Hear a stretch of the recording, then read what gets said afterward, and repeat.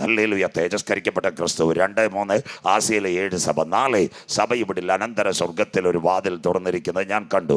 എന്നോട് സംസാരിച്ച കാഹളനാദം. ഇന്നലെ രാത്രി ഞാൻ പറഞ്ഞു ബൈബിൾ 10 യുഗങ്ങൾ. ഒന്ന്, അനാദി നിത്യതയുടെ നടുവിൽ ദൈവം ദൂതന്മാരുടെ സൃഷ്ടിച്ചു. ആ ദൂതന്മാരുടെ യുഗം, ആ ദൂതന്മാരുടെ യുഗം. അതിൽ ഒരുവൻ ഉണ്ടായിരുന്നു, ആരാധനാ സംഘത്തിൻ്റെ ലീഡറായിരിക്കുന്നു. അവൻ്റെ പേര് ലൂസിഫർ. ലൂസി പ്രകാശം, രശ്മി. അവൻ സ്വർഗത്തോട് മത്സരിച്ചു. സ്വർഗം അവനെ വെട്ടി. ഞാൻ മേളിലോട്ട് വരും, നിന്റെ സിംഹാസനത്തിൽ കയറിയിരിക്കുക. അപ്പോൾ സ്വർഗം അവനെ വെട്ടി. തേജസ് നഷ്ടപ്പെട്ട ദൂതന പിശാചായി. യെശയ്യാ പ്രവചനം, മരണോദയപുത്രനായ ശുക്ര, നീ വെട്ടേറ്റു വീണതെങ്ങനെ? അതാ അനാദി നിത്യത. 2, തോട്ടത്തിൽ ആദമ്യ കുടുംബത്തെ തോട്ടത്തിൻ്റെ നടുവിലൊരു ഫലമുണ്ടായിരുന്നു. അത് ഭക്ഷിക്കുന്ന നാളിൽ നിങ്ങൾ പുറത്തു പോകും. ആ യുഗം, ആ നിൽക്കൽമഷ യുഗം. അവ ഭക്ഷിച്ച് ആദമിനും കൊടുത്തു. ആദ്യത്തെ കുടുംബജീവിതം അവിടെ തകരുന്നു. 3, മനസാക്ഷി യുഗം. ഒരമ്മയുടെ ഉദരത്തിൽ 9 മാസവും 9 ദിവസവും 9 വിനാഴികയും 2 കുഞ്ഞുങ്ങൾ. കായീൻ ഹാബേൽ. ആരാധനയ്ക്ക് വേണ്ടി വരുന്ന കായീൻ ഹാബേലിനെ വെട്ടിക്കൊല്ലുന്നു. ഹാബേലിൻ്റെ രക്തം അവിടെ നിലവിളിക്കുന്നു. ഹാബേലിൻ്റെ രക്തം നിലവിളിച്ചു. സ്വർഗം ചോദിച്ചു, നിന്റെ അനുജനായ ഹാബേൽ എവിടെ? കായീൻ പറഞ്ഞ്, ഞാൻ അവൻ്റെ കാവൽക്കാരനോ. ആ യുഗത്തിൻ്റെ പേരാ മനസാക്ഷി യുഗം. ഗുണം പിടിക്കാത്ത മനുഷ്യൻ പാപം ചെയ്തപ്പോൾ അവസാനം മോശയെ ദൈവം കൊണ്ടുപോയി സീനായുടെ മഴയെ അവിടെ കൊണ്ടുവന്ന് 750 പ്രമാണവും 10 കൽപ്പനയും കൊടുത്തു. ഇസ്രായേലിൻ്റെ പാളയം. അതിനുശേഷം ആ കൽപ്പലകളെ അവൻ എറിഞ്ഞുടച്ചു. ന്യായപ്രമാണ യുഗം കഴിഞ്ഞപ്പോൾ ഒരുവൻ വന്നു. അവൻ്റെ പേരാ സങ്കലന യുഗം. സങ്കലന യുഗത്തിൻ്റെ പ്രത്യേകത, സങ്കലന യുഗത്തിൽ സ്നാപക യോഹന്നാൻ വന്നു. ബൈബിൾ 66 പുസ്തകങ്ങൾ. പഠിക്കുന്ന കുഞ്ഞുങ്ങളെ ശ്രദ്ധയോടെ. ബൈബിളിനകത്ത് ഒരു മിനി ബൈബിളുണ്ട്. യെശയ്യാ പ്രവചനം. പഴയത് 30, 39, 40 സ്നാപക യോഹന്നാൻ്റെ അനൗൺസ്മെൻറ്റ്. സർപ്പസന്തതികളെ, വരുവാനിരിക്കുന്ന കോപ ദിവസത്തിൽ നിന്ന് നിങ്ങൾ വിട്ടുപോരുവിൻ. ദുർഘടപാതകളെ നിരപ്പാക്കി യഹോവയ്ക്ക് വഴിയൊരുക്കുകയും. യോഹന്നാൻ വിളിച്ച സർപ്പസന്തതികളേത്? ഞങ്ങൾ ഇന്ന് മക്കളേന്ന് വിളിച്ചിട്ട് ആരും പരിഗണിക്കുന്നില്ല. സ്വോത്രം. കണ്ടില്ലേ? യോഹന്നാൻ അതാ വിളിച്ചത്.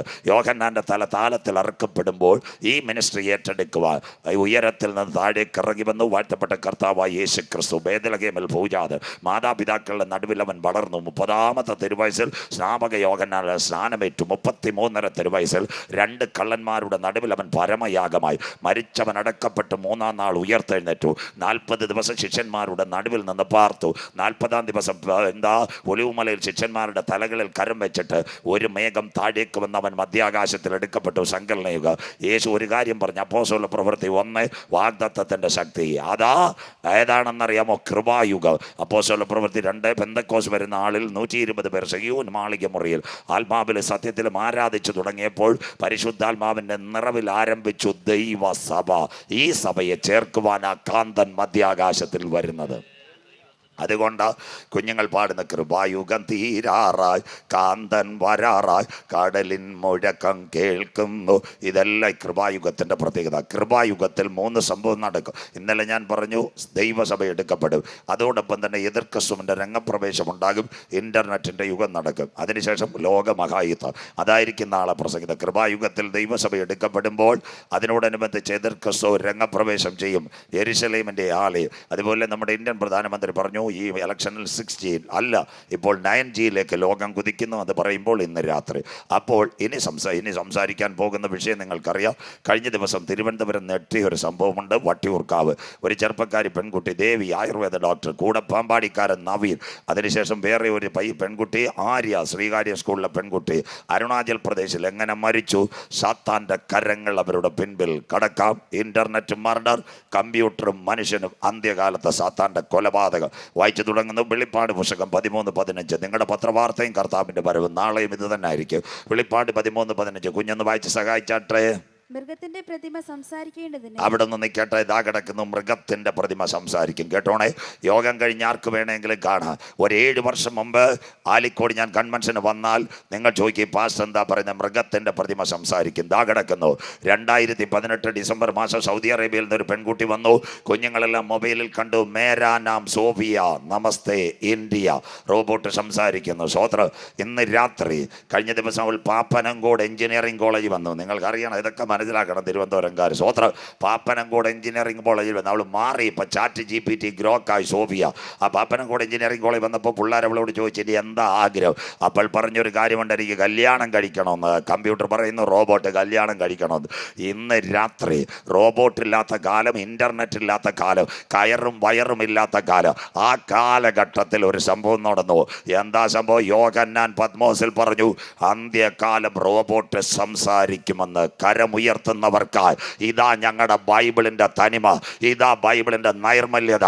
ഇവിടെ ഒരു പുസ്തകവും പറയാത്ത കാലത്ത് ഞങ്ങളുടെ കരങ്ങളിലിരിക്കുന്ന ബൈബിളിനകത്ത് പറഞ്ഞു റോബോട്ട് സംസാരിക്കോ അമ്മച്ചി എന്ന് രാത്രി കരമുയർത്ത്. വായിക്കുന്നവൻ ഭാഗ്യവാ, വായിച്ച് കേൾപ്പിക്കുന്നവൻ ഭാഗ്യവാ, പ്രമാണിക്കുന്നവൻ ഭാഗ്യവാൻ. ഇത് ഉയർത്തുന്നവൻ എൻ്റെ ദൈവത്താൽ, ഇത് പ്രസംഗിക്കുന്നവൻ എൻ്റെ ദൈവത്താൽ, ഈ വചനം എടുക്കുന്നവൻ്റെ തലമുറ എൻ്റെ ദൈവത്താൽ അനുഗ്രഹിക്കപ്പെടും. കരമുയർത്തുന്നവർക്ക് ഇതിൻ്റെ പേര് റോബോട്ട് സംസാരിക്കും. മേരാ നാം സോഫിയ, നമസ്തേ ഇന്ത്യ. അടുത്തത് കമ്പ്യൂട്ടർ മർഡർ. കുഞ്ഞു വായിച്ചാട്ടെ. മൃഗത്തിന്റെ പ്രതിമയെ വായിക്കാം. മൃഗത്തിന്റെ പ്രതിമയെ നമസ്കരിക്കാത്തവരൊക്കെയും സാത്താന്റെ ഇഷ്ടം ആരാധനയാ. വഴങ്ങാത്തവരെയൊക്കെയും കൊല്ലിക്കേണ്ടതിന് മൃഗത്തിന്റെ പ്രതിമയ്ക്ക് ആത്മാവിനെ കൊടുക്കുവാൻ അതിന് ബലം ലഭിച്ചു. റോബോട്ടിന് ആത്മാവിനെ കിട്ടാൻ പോകുന്നു. അപ്പൊ നിങ്ങൾ ഇന്ന് രാത്രി കേൾക്കണം. ദാണ്ടേ തൊടുപുഴക്കാരൻ, ഒരു ചെറുപ്പക്കാരൻ മലയാളി, അവൻ അമേരിക്ക IBM കമ്പനിയിൽ, എല്ലാവരും കേൾക്കണം, ഇതിനി ആരും ഇവിടെ പ്രസംഗിക്കത്തില്ല കേട്ടോ. അമേരിക്കയിൽ IBM കമ്പനിയിലാണ് അവർ റോബോട്ടിന് ഹൃദയം കൊടുക്കാൻ പോകുന്നു. കമ്പ്യൂട്ടറിന് വെച്ച് മനുഷ്യനെ കൊടുക്കാൻ പോകുന്നു. സ്വോത്രം. കമ്പ്യൂട്ടറിന് ഹൃദയം കൊടുക്കാൻ പോകുന്നു. റോബോട്ടിന് മനുഷ്യൻ, തൊടുപുഴക്കാരൻ അമേരിക്കൻ IBM. അതിന് റോബോട്ടിന് ഹൃദയം കൊടുത്താൽ അവൻ ആരെങ്കിലോടും സ്നേഹം കാണുമോ? ഇന്ന് സ്വന്തം മക്കൾക്ക് അപ്പനും അമ്മയോടും സ്നേഹമില്ല. കാലം പോയില്ലേ? സ്വോത്രം. അപ്പനെ അമ്മയും അനാഥ മന്ദിരത്തിൽ കൊണ്ടിട്ടേക്കും അമ്മച്ചി. സ്വോത്രം. പിള്ളേരെല്ലാം വെളിനാട്ടിലാണ്. കഴിഞ്ഞ ദിവസം അനാഥ മന്ദിരം നടത്തുന്ന ഒരു ചേട്ടൻ എന്നോട് വിളിച്ചിട്ട് പറഞ്ഞു മാസാമാസം കൃത്യം പൈസ അയച്ചു തരും. എന്നിട്ട് കഴിഞ്ഞ ആഴ്ച ഒരു സംഭവം നടന്നത്, ഒരമ്മച്ചി മരിച്ചു. ഇദ്ദേഹം ഗൾഫിലോ ലണ്ടനിലോ ഉള്ള പിള്ളേരെ വിളിച്ചു. അന്നേരം പറഞ്ഞു 1 ലക്ഷം രൂപ കൂടുതൽ അയച്ചേക്കാം, അമ്മച്ചേനെ അങ്ങ് അടക്കുകയും കൂടെ ചെയ്തേക്കാം, എന്നിട്ട് ലൈവ് കൊടുത്താൽ മതിയെന്ന്. കര ഉയരുന്നില്ലല്ലോ അമ്മ. സ്വോത്രം. ആ കിടക്കുന്നത് നൊന്ത് പ്രസവിച്ച പൊന്നെ ചക്കരെ മക്കളെ നിന്ന് എടുത്തുകൊണ്ട് കിടന്ന മക്കൾ ഇന്ന് ലണ്ടനിലും ദുബായിലും വരുന്നിട്ട് അനാഥ മന്ദിരക്കാരനോട് പറഞ്ഞ് നല്ല ഒരു പട്ടക്കാരനെ വിളിച്ച് അടക്കിയേറ് 1 ലക്ഷം അടക്കത്തിന് പ്രത്യേകം, എന്നിട്ട് ലൈവിൻ്റെ ലിങ്ക് കൂടി ഇഞ്ഞ് കൊടുത്തിരുന്നാൽ മതിയെന്ന്. ഞങ്ങൾ ആ ലൈവ് ഇരുന്നിട്ട് അമ്മച്ചിക്ക് വേണ്ടി ഒരു വാക്ക് കരഞ്ഞോളാന്ന്. സന്തോഷമില്ലല്ലോ? സ്വോത്രം. എത്ര വളർത്തിയാലും സ്വന്തം വളർത്തിയ മക്കൾ അപ്പനും അമ്മയോട് നീതി കാണിക്കുന്നെങ്കിൽ നീതി കാണിക്കുന്ന പിന്നെ റോബോട്ട് നീതി കാണിക്കുന്ന. സ്വോത്രം. അതിൻ്റെ മൃഗത്തിൻ്റെ പ്രതിമയ്ക്ക് ആത്മാവിനെ കൊടുക്കുക. ആ മൃഗത്തിൻ്റെ പ്രതിമയ്ക്ക് ആത്മാവിനെ കൊടുക്കുന്നതിൻ്റെ പേരാ ബ്ലൂ ബ്രൈൻ. അതിനാദ്യമായി ഇവിടെ ഒരു കളി വന്നു. കേരളത്തിലും വന്ന് തിരുവനന്തപുരത്തും വന്ന്. ആ കളിയുടെ പേരായിരുന്നു ബ്ലൂ വെയിൽ. അനവധി പേർ മരിച്ചു. നിങ്ങളുടെ തൊട്ടടുത്തൊരു അക്കരക്കരയുണ്ട്, മാർനല്ലൂർ പോങ്ങമ്മോട്. അവിടെ സ്ഥിരം ഞാൻ പ്രസംഗിക്കുന്ന കണ്ടലയും മാർനല്ലൂരും പോങ്ങമ്മോട്. അവിടുത്തെ CSIക്കാർക്ക് മുഴുവൻ അറിയാം. അവിടെ ഒരു പയ്യൻ 9ാം ക്ലാസ് പഠിക്കുന്നവൻ കെട്ടി തൂങ്ങി മരിച്ചു. എങ്ങനെ കെട്ടി തൂങ്ങി മരിച്ച്? കണ്ടല സർവീസ് സഹകരണ ബാങ്ക് പൊട്ടിയതല്ല, അവന് ഭാര്യയും മക്കളുമില്ല. ബ്ലൂ വെയിലിൻ്റെ കളി കളിച്ചിട്ട് അവസാനം സാത്താൻ്റെ കളിയിൽ അവൻ തോറ്റപ്പോൾ പിശാച് മെസ്സേജ് കൊടുത്തു, അവൻ വീട്ടിൽ കെട്ടി തൂങ്ങി മരിച്ചു. Blue whale. അതുകൊണ്ട് ആ കളി നിർത്തിയത്. ഇന്ന് മക്കളെ സൂക്ഷിച്ചോണം. ഇൻ്റർനെറ്റിനകത്ത് സാത്താൻ്റെ കളി ഒരുപാടുണ്ട്. കൊച്ചുങ്ങളിപ്പോൾ വേറെ കളി കളിക്കുന്ന വെക്കടാ വെടി, പബ്ജി, ഇതെല്ലാം സാത്താൻ്റെ കളിയാണ്. സ്വോത്രം. അമ്മച്ചിമാരൊക്കെ സൂക്ഷിച്ചോണം. ഇത് അന്ത്യകാലമാണ്. അങ്ങനെ ഒരു കാലത്തിലേക്ക് ലോകം വരുന്നു. ഇന്ന് രാത്രി 1 മൃഗത്തിൻ്റെ പ്രതിമ സംസാരിക്കും, 2 മൃഗത്തിൻ്റെ പ്രതിമയ്ക്ക് ആത്മാവിനെ കൊടുക്കുക. ഇനി സാത്താൻ്റെ ഇഷ്ടം എന്തുവാ? സാത്താൻ്റെ ഇഷ്ടം ആരാധന. എല്ലാവരും കേൾക്കണം. എന്താ സാത്താൻ്റെ ഇഷ്ടം? ആരാധന. ശദ്രക്ക് മേശക്ക് അഭേദനകോക്ക് ദുരാസു സമഭൂമിയിൽ കൊണ്ടുപോയിട്ട് അവരോട് എന്താ പറഞ്ഞതെന്നറിയാമോ? സ്വോത്രം. ഒരു കാര്യം പറഞ്ഞു, എന്താ ഇതിനെ ഒന്ന് വണങ്ങിയാൽ മതി. സ്വോത്രാഴ്ചയും ദശാംശവും അല്ല ചോദിച്ചത്. സാത്താൻ്റെ ഇഷ്ടം ആരാധന. അത് കഴിഞ്ഞ് യേശുവിനെ ഉയർന്ന മലയിൽ കൊണ്ടുപോയി പിശാച് എല്ലാ ടൗണും കാണിച്ചു. ഒന്ന് വണങ്ങിയേക്കാൻ പറഞ്ഞു. അങ്ങനെയെങ്കിൽ വണങ്ങാത്തവരെ കൊല്ലിക്കുവാൻ പിശാചിന് അധികാരം കിട്ടുന്നത്. അവന് ഡയറക്റ്റ് കൊല്ലാൻ അധികാരമില്ല, വണങ്ങാത്തവരെ കൊല്ലുവാൻ അധികാരം. അതിൻ്റെ പേരാ ഇൻ്റർനെറ്റ് മർഡർ. കമ്പ്യൂട്ടർ മനുഷ്യനെ കൊല്ല്. സജു ചാത്തന്നൂരല്ല, ഞാൻ തിരുവനന്തപുരത്തേക്ക് മടങ്ങി വരാം ഇന്ന് രാത്രി. കേട്ടോണേ, ഇനിയുള്ള കാര്യങ്ങൾ നിങ്ങൾ അപ്ഡേറ്റ് കേട്ടോണേ. ഇനി ഞാനിതിവിടെ പ്രസംഗിക്കത്തില്ല. എങ്ങനെ കമ്പ്യൂട്ടർ മനുഷ്യനെ കൊല്ലും ഇന്ന് രാത്രി കേട്ടോണേ. ഇവിടെ ഇരിക്കുന്ന ഒരു പെൺകുട്ടി, ശ്രദ്ധയോടെ ഇരിക്കണം, പാലിയോടിരിക്കുന്ന ഒരു പെൺകുട്ടി, ചെന്നൈയിലുള്ള ചെറുപ്പക്കാരനുമായിട്ട് നല്ല അടുപ്പം. 2 പേരിലും മെയിൽ ID ഉണ്ട്, വാട്സപ്പും ഉണ്ട്. രാത്രി 14 ഇഞ്ച് കമ്പ്യൂട്ടറുമായിട്ട് 2 പേരും കയറിയിട്ട് ചാറ്റ് ചെയ്യും. ചെന്നൈയിലിരിക്കുന്ന ചെറുപ്പക്കാരനുമായിട്ട് ലാപ്ടോപ്പിലെ ക്യാമറ വഴി മുഖാമുഖം ചാറ്റ് ചെയ്യും. ഈ ചെറുപ്പക്കാരൻ ചില കാര്യങ്ങൾ പെൺകുട്ടിയോട് പറയും. പെൺകുട്ടി അനുസരിക്കത്തില്ല. ആ സമയത്തും പെൺകുട്ടി എന്ത് ചെയ്യുമെന്നറിയാമോ? ഈ കമ്പ്യൂട്ടറിൻ്റെ മുമ്പിൽ, ലാപ്ടോപ്പിൻ്റെ മുമ്പിലിരിക്കുമ്പോൾ അവനൊരു വൈറസ് മെസ്സേജ് അയക്കും. ആ മെസ്സേജ് അയച്ചാൽ ലാപ്ടോപ്പിന് താങ്ങാൻ പറ്റത്തില്ല. ബാക്കിയുള്ളത് ശ്രദ്ധയോടെ നിങ്ങൾ കേൾക്കണം. എന്താ ശ്രദ്ധയോടെ കേൾക്കണമെന്നറിയാമോ? ഈ കമ്പ്യൂട്ടർ പൊട്ടിത്തെറിക്കുന്ന ഒരു കാലം. ലാപ്ടോപ്പിൻ്റെ പ്രത്യേകത എന്താ? ലാപ്ടോപ്പിൻ്റെ പ്രത്യേകത എന്നറിയാമോ? സ്വോത്രം പറഞ്ഞുതരാം. 5 ഘടകങ്ങൾ ഒരു ലാപ്ടോപ്പിന്. 1 മൈക്രോ പ്രോസസ്സർ, 2 അതിൻ്റെ കീപാഡ്, അടിയിൽ ലിഥിയം ബാറ്ററി, 3ാമത്തെ ഘടകം കഴിഞ്ഞു 4 ഇങ്ക് സ്ക്രീൻ മൊബൈൽ കണക്ക്, പിന്നെ ദാണ്ട് ഈ സീരിയൽ ബൾബ ടച്ച് ചെയ്യുമ്പോൾ പ്രകാശിക്കുന്നത്. അങ്ങനെയെങ്കിൽ പെട്ടെന്നൊരു മെസ്സേജ് അയച്ചാൽ ഈ സിസ്റ്റം ചൂടാവും. മൈക്രോ പ്രോസസ്സർ ബാറ്ററി എന്താകും? ഷോർട്ടാവും. ആ സമയത്ത് സീരിയൽ ബൾബ് പൊട്ടിത്തെറിക്കും. അല്ലേ തന്നെ നമ്മുടെ പെങ്കൊച്ചുങ്ങൾ ഇപ്പം എങ്ങനെ ഇരിക്കുന്നത്? ലാപ്ടോപ്പിൻ്റെ മുമ്പിൽ ഏതാണ്ട് കടിച്ചു തിന്നാനിരിക്കുന്ന പോലെ ഇരിക്കുന്നത്. ആ സമയത്ത് ലാപ്ടോപ്പ് പൊട്ടുമല്ലെങ്കിൽ ഗ്ലാസിൻ്റെ ചീള് പതിക്കും. മലയാളം ഇന്ന് രാത്രി ഇവിടെ പ്രിയ സൗണ്ട് ഓപ്പറേറ്റ് ചെയ്യുന്നു. ഈ മോൻ ഇവിടെ ഇരിക്കുന്നു. ഞങ്ങൾ ഒരുമിച്ച് പാട്ട് പാടുമ്പോൾ ഞങ്ങളുടെ ശബ്ദം അധികം കഴിഞ്ഞു പോയാൽ മോണിറ്ററിൽ നിന്ന് നേരെ കയറുന്ന ആംപ്ലിഫയറിൻ്റെ റെസിസ്റ്റൻസ് ആരും അറിയാതെ അങ്ങ് പോകുകയും. സ്വോത്രം. അതുപോലെ കർത്താവിൻ്റെ വരവിൽ കൈവിടപ്പെട്ടാൽ കമ്പ്യൂട്ടർ മനുഷ്യനെ കൊല്ലും. ഇന്റർനെറ്റ് ലോകത്തെ കീഴടക്ക്. അടുത്തത് കണ്ടോണം. തിരുവനന്തപുരം ജില്ല വട്ടിയൂർക്കാവിൽ നിന്ന് ഒരു പെൺകുട്ടി പുറത്തേക്ക് വന്ന്. അവക്കുള്ള പേരാ വ്യോമമിത്ര. അവളാണെന്ന് താണ്ടേ എവിടം വരെ എത്തിയെന്നറിയാമോ? വ്യോമമിത്ര. ബാംഗ്ലൂർ ISROയുടെ കാര്യം നിയന്ത്രിക്കുന്നത് ഇന്നൊരു റോബോട്ട്. അവക്കുള്ള പേരാ വ്യോമമിത്ര. ഇവിടുത്തെ ജോലിയെല്ലാം പോവും മക്കളെ. ദാ കിടക്കുന്നു ഇന്ത്യയുടെ യന്ത്രസുന്ദരി വ്യോമമിത്ര.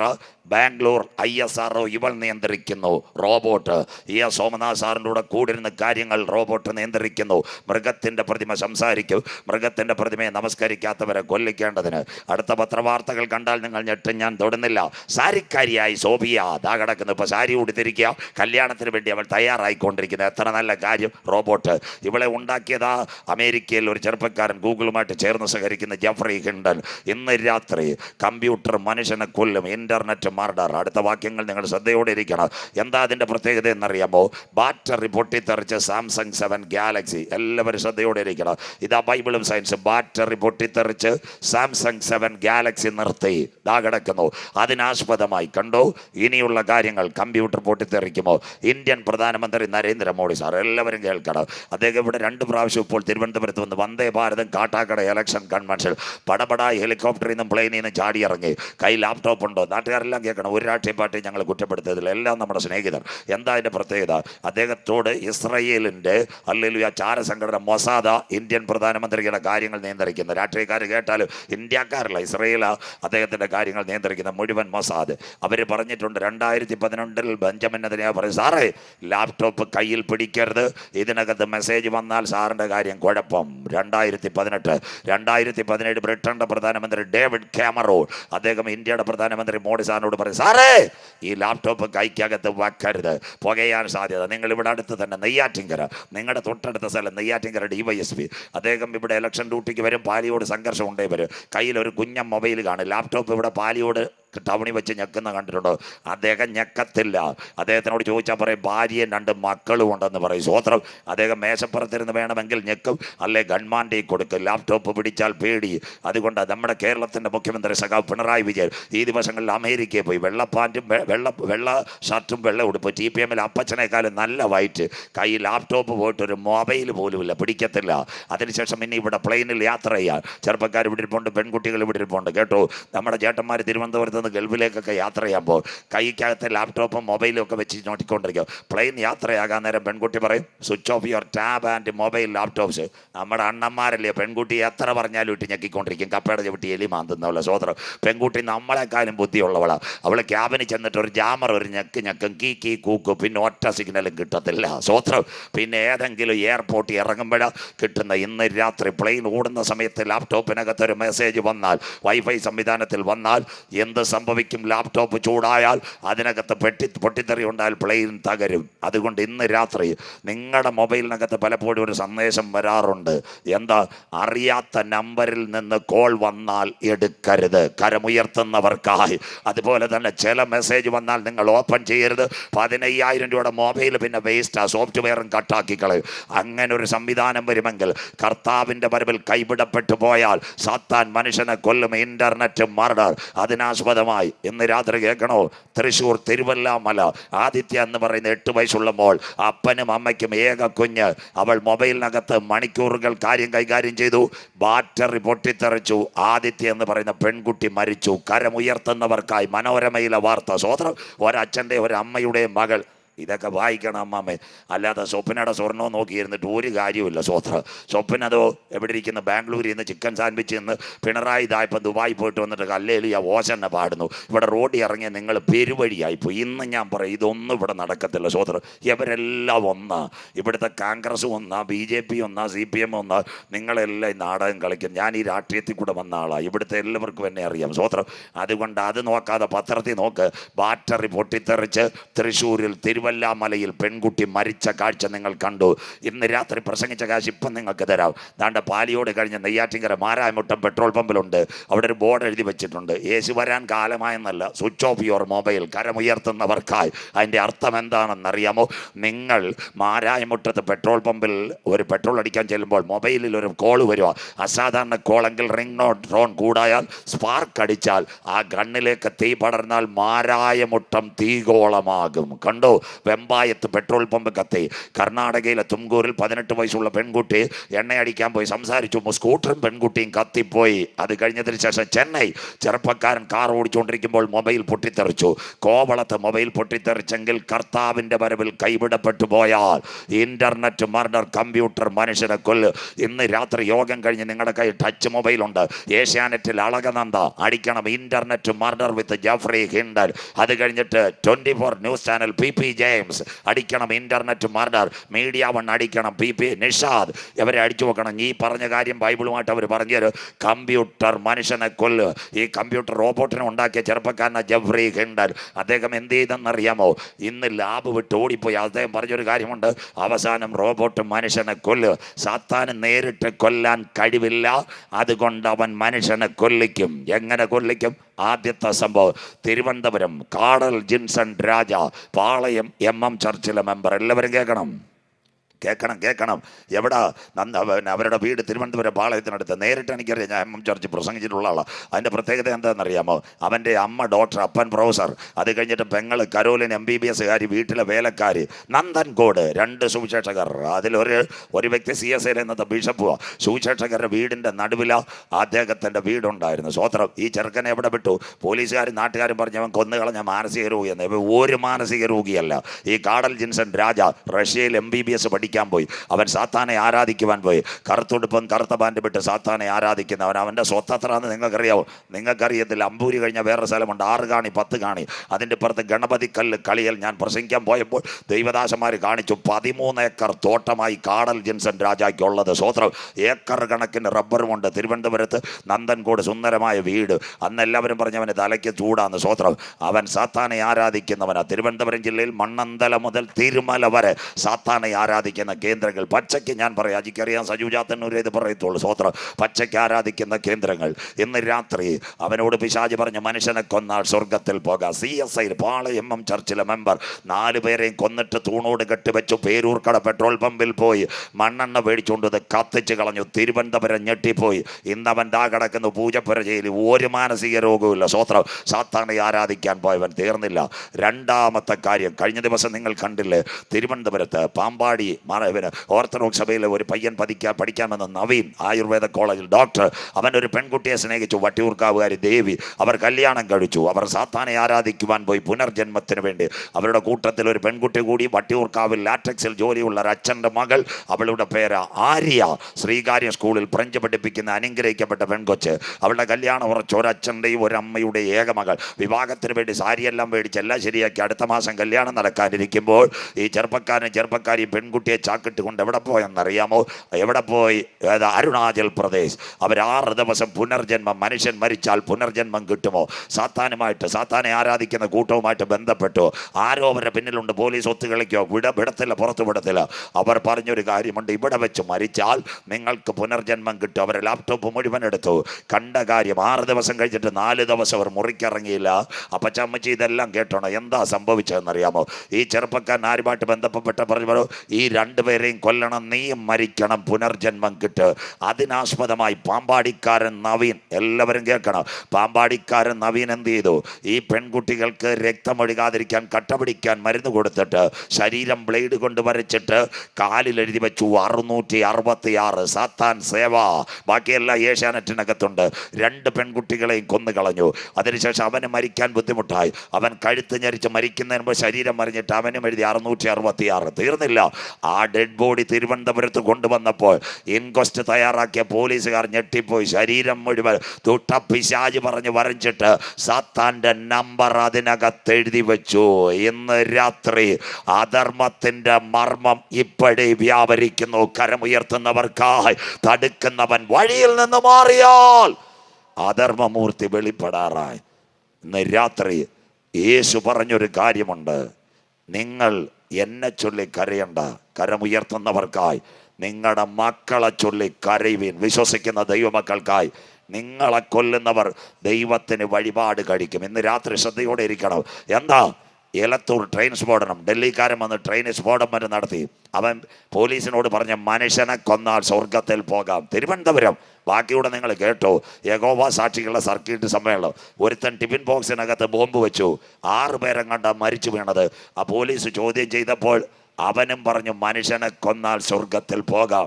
സാത്താന് മനുഷ്യനെ കൊല്ലാൻ കഴിയത്തില്ല, അതിനവൻ പദ്ധതി വെക്കും. യോഹന്നാൻ 16:2 നിങ്ങളെ കൊല്ലുന്നവർ ദൈവത്തിന് വഴിപാട് കഴിക്കുന്ന നാഴിക. അതാ പാമ്പാടിക്കാരൻ നവീൻ, തിരുവനന്തപുരം വാട്ടിയൂർക്കാവ് ദേവി ആര്യ കാലിനകത്ത് വരച്ചു വച്ചിരിക്കുന്നു 666.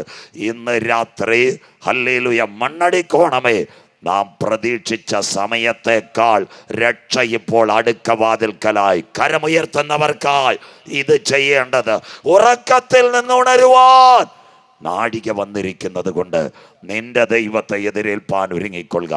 2 സയൻസൂടെ താമസമിന സാത്താൻ്റെ പ്രതിമ നിങ്ങളുടെ കമ്പ്യൂട്ടറിൽ വരാൻ പോകുന്നു. ഈ ലാപ്ടോപ്പൊക്കെ മനുഷ്യരെ കൊല്ലുന്ന കാര്യം ആദ്യത്തെ കമ്പ്യൂട്ടർ ശാസ്ത്രജ്ഞൻ്റെ പേര് അലൻ ടോറി. അദ്ദേഹം പറഞ്ഞൊരു കാര്യമുണ്ട്, അന്ത്യദിനങ്ങളിൽ ഈ ലാപ്ടോപ്പ് സഹിതം മനുഷ്യനെ കയറി പിടിക്കുക, ഇൻ്റർനെറ്റ് മർഡർ. ഇന്ന് രാത്രി 2 കാര്യം കേട്ടോണം. അടുത്ത ഭാഗത്തിലേക്ക്, സാത്താൻ്റെ പ്രതിമ ഒരിക്കൽ നമ്മുടെ ലാപ്ടോപ്പിലും കമ്പ്യൂട്ടറിലും വരാൻ കാലമായി. എന്നാൽ ഇന്ന് രാത്രി കൃപ പ്രാപിച്ച ദൈവമക്കൾ പറയണം, അവൻ്റെ മുഖം കമ്പ്യൂട്ടറിനകത്ത് വരുന്നതിന് മുമ്പ് തേജസ്സിൽ യേശുവിൻ്റെ പൊന്മുഖം ഞാൻ കാണും. കരമുയർത്തുന്നവർക്കായി ഈ സോഫിയയുടെ മൂത്ത ചേച്ചിക്ക് ആത്മാവിനെ കൊടുപ്പാൻ അധികാരം ലഭിക്കാൻ പോകുന്നു. എന്നാൽ ഇന്ന് രാത്രി ചങ്കിനകത്ത് കൈവച്ച് പറയണോ, എതിർ ക്രിസ്തുവിന് ബ്ലൂ ബ്രെയിൻ കിട്ടുന്നതിന് മുമ്പ് പരിശുദ്ധാത്മാവിൻ്റെ മുദ്ര പ്രാപിച്ചവരെ ചേർക്കുവാൻ ഈ തലമുറയിൽ കാന്തൻ മധ്യാകാശത്തിൽ വരും. ഇസ്രായേലേ, ഇത് നിന്നോട് ഞാൻ ചെയ്യാൻ പോകുന്നത് കൊണ്ട് നിന്റെ ദൈവത്തെ എതിരേൽപ്പാൻ നീ ഒരുങ്ങിക്കൊള്ളുക. പോലീസ് പലതും മറച്ചിരിക്കുക. തിരുവനന്തപുരം ഞെട്ടുന്നു. അരുണാചലിൽ നിന്ന് വന്ന മൃതദേഹം FIR, ശരീരം കീറിമുറിച്ചു, പിശാചിൻ്റെ സംഖ്യ എഴുതി ഏഷ്യാനെറ്റ് മാത്രം പുറത്തുവിട്ടു. സാത്താനെ ആരാധിക്കുന്ന കൂട്ടമായിരുന്നു ഇവർ. പുനർജന്മത്തിന് വേണ്ടി പോയി ആരോ ഇൻസ്ട്രക്ഷൻ കൊടുത്തു. അരുണാചൽ പ്രദേശിൽ വെച്ച് മരിച്ചു. 100% സാക്ഷരതയുള്ള കേരളം, തിരുവനന്തപുരം. അങ്ങനെയെങ്കിൽ ഈ കമ്പ്യൂട്ടർ ഇവിടെ വരും. ഇന്ന് രാത്രിയും ഇന്നലെ രാത്രിയും ബേസിക് കമ്പ്യൂട്ടർ വരാൻ പോകുന്നു. യഹൂദൻ്റെ ആലയത്തിനകത്ത് വായിച്ചു തുടങ്ങാം. എതിർ ക്രിസ്തു ദൈവാലയം പണിയാൻ പോകുന്നു. ആലയത്തിനകത്ത് കമ്പ്യൂട്ടർ വരും. മോൾ വായിച്ചാട്ടെ, വെളിപ്പാട് പുസ്തകം 6:1-2 വെളിപ്പാട് പുസ്തകം 6-ാം അധ്യായം 1-2 വാക്യങ്ങൾ. കുഞ്ഞു വായിച്ചാട്ടെ. കുഞ്ഞാട് മുദ്രകളിൽ ഒന്ന് പൊട്ടിച്ചപ്പോൾ നീ വരിക എന്ന് 4 ജീവികളിൽ ഒന്ന് ഇടിമുഴക്കം പോലെ പറയുന്നത് ഞാൻ കേട്ടു. അടുത്ത വാക്ക്, അപ്പോൾ ഞാൻ ഒരു വെള്ളക്കുതിരയെ കണ്ടു. വെള്ളക്കുതിര സമാധാനത്തിന്റെ പുറമോടി. അടുത്ത വാക്ക് വായിച്ചാട്ട് മോളെ.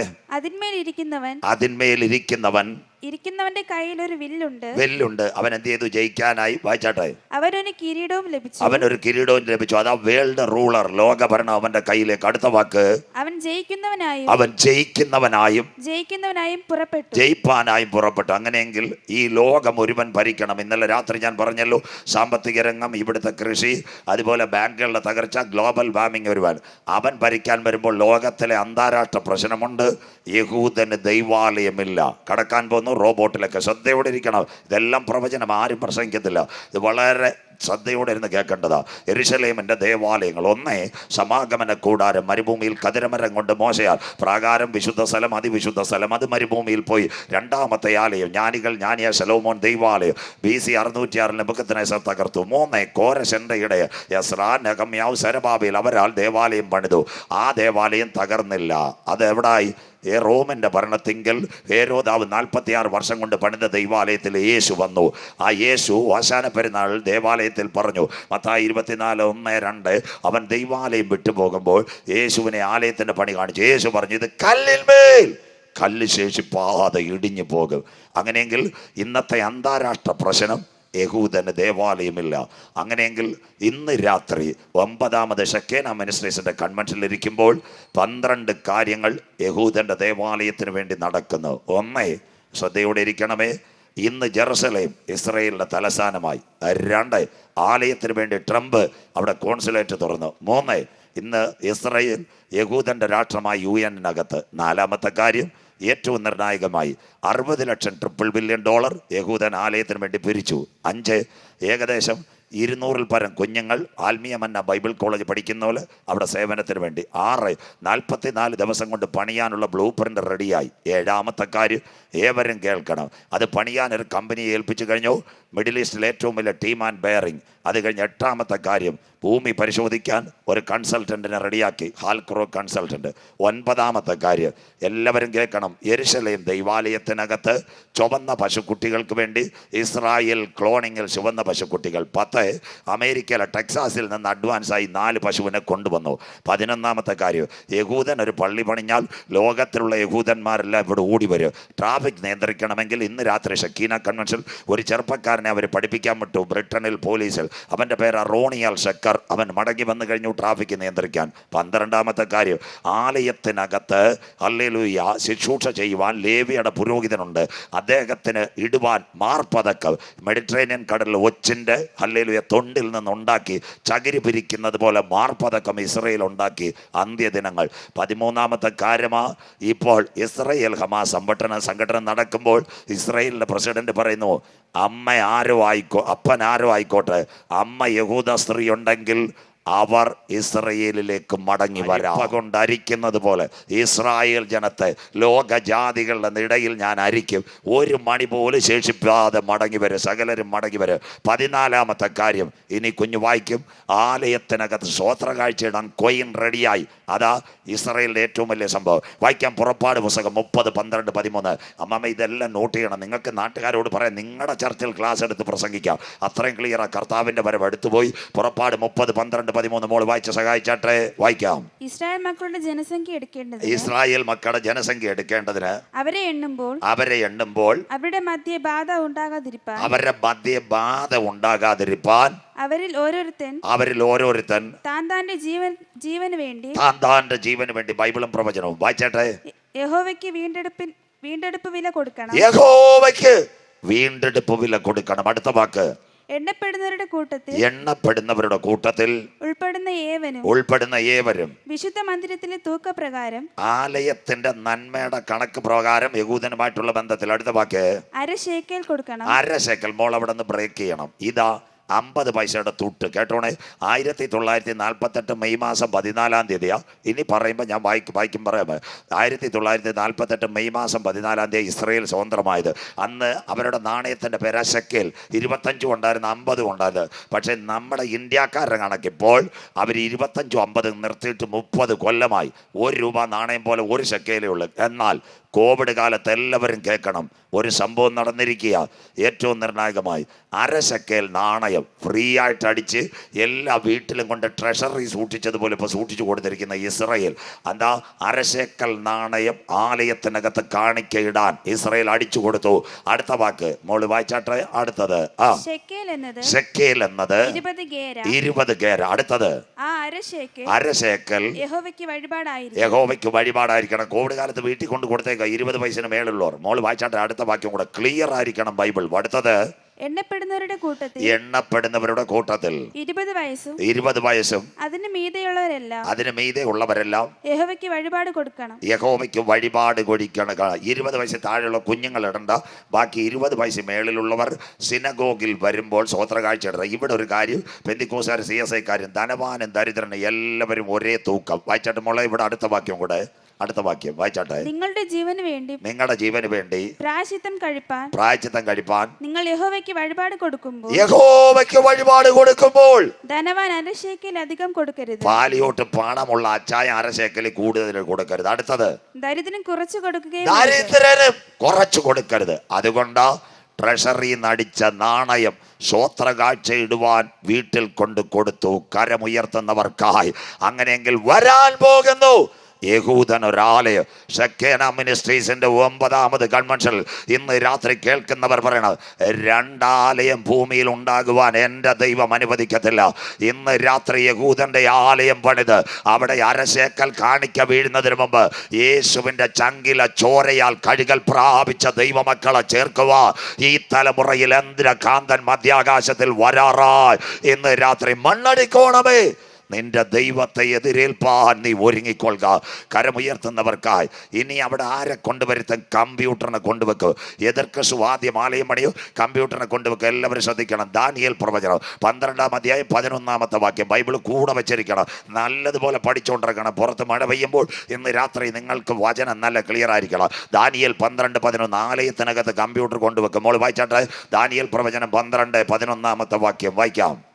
നിരന്തര ഹോമയാഗം നിർത്തലാക്കുകയും, ഇന്ന് ദൈവാലയം അവർക്കില്ല, ഹോമയാഗം നിർത്തലാക്കുകയും ശൂന്യമാക്കുന്ന മ്ലേച്ഛബിംബത്തെ പ്രതിഷ്ഠിക്കുകയും സോഫിയുടെ മൂത്ത ചേച്ചി അവിടെ കൊണ്ടുവെക്കും. ഇന്ന് രാത്രി അടുത്തതെടുക്കണം. അവൻ അവിടെ നിന്ന് സംസാരിക്കും. ഗൂഗിൾ വരുന്നവരോട് വായിക്കാം. 2 തെസ്സലോനിക്കർ 2:4 ദൈവാലയത്തിനകത്ത് കമ്പ്യൂട്ടർ വരും. ഇതാ യഹൂദന്റെ പീഡാകാലം. കേട്ടോ, ഇത് പിന്നെ 2 തെസ്സലോനിക്കർ 2:4 ദൈവാലയത്തിൽ ഇരുന്നു കൊണ്ട് വായിക്കാം. അവൻ ദേവാലയത്തിൽ ഇരുന്നു കൊണ്ട് അതാണ്ട് അവനെ ഈ റോബോട്ടിനെ കൊണ്ടുവെക്ക. സോഫിയുടെ മൂത്ത ചേച്ചി വരുന്നവരോട് വണങ്ങാൻ പറയും. വായിച്ചാട്ടെ മോളെ. ദൈവമെന്ന് നടിച്ച്, ഞാനാ ദൈവം, അല്ല യേശു ക്രിസ്തു ഒന്നും അല്ല ദൈവം, മശിഹ ഞാനാണെന്ന് യവൻ ദൈവാലയത്തിൽ പറയും. റോബോട്ട്. അടുത്തത് ദൈവമെന്നോ പൂജാവിഷയമെന്നോ പേരുള്ള സകലത്തിനും മീതെ തന്നെത്താൻ ഉയർത്തുന്ന എതിരാളി അത്രേ. ഇതാ യേശുവും എതിർ ക്രിസ്തുവും തമ്മിലുള്ള വ്യത്യാസം. എതിരാളി തന്നെത്താൻ ഉയർത്തും. യേശു ഉയരത്തിൽ നിന്ന് താഴേക്ക് ഇറങ്ങി വന്നു. കാൽവറിയുടെ കൊലക്കളത്തിൽ തന്നെത്താൻ താഴ്ത്തിക്കൊടുത്തു കരമുയർത്തുന്നവർക്കായി. അതാ കാൽവറി. ദാ കിടക്കുന്നു ദൈവാലയത്തിൽ. ആരാ? ഇവന്റെ പ്രതിമയെ കൊണ്ടുവരും. അതാ യേശു പറഞ്ഞു ഇസ്രായേലിനോട്, ഞാൻ പിതാവിൻ്റെ നാമത്തിൽ വന്നു, നിങ്ങൾ എന്നെ കൈക്കൊണ്ടില്ല, മറ്റൊരുവൻ സ്വന്തം നാമത്തിൽ വരും കരമുയർത്തുന്നവർക്കായി. അതാ അവനടുക്ക വാതിൽക്കൽ. എത്ര ക്ലിയറാ ബൈബിളും പ്രവചനവും. അവൻ വരുന്നവരടുത്തെല്ലാം വണങ്ങാൻ പറയും. ഇനി പ്രസംഗത്തിന്റെ ഒരു ഭാഗം കേൾക്കണേ, 6 മിനിറ്റ് കൂടെ ഓടിപ്പോകും. എന്താ